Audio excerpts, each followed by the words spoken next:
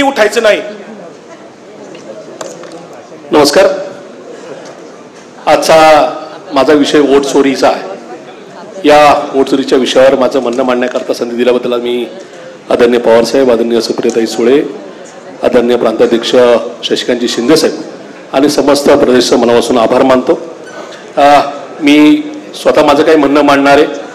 त्याच्यानंतर मुंबईवरून आलेली टीम जी व्हीव्हीपॅट आणि ईव्हीएम मधला नेमकं काय गडबडी आहे ते मांडेल. कारण की माझ्या शहरामध्ये खडकवासला विधानसभा मतदारसंघातले माझे सहकारी सचिनजी दोडके यांनी नेमकी ती चोरी पकडली पण आणि ती नेमकी आम्ही मांडत होतो.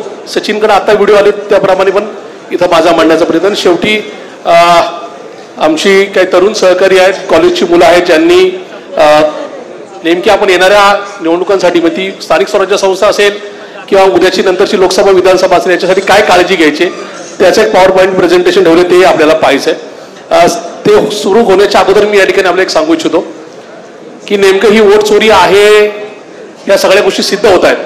पण आपण घाबरून न जाण्यासाठी मला एक उदाहरण म्हणा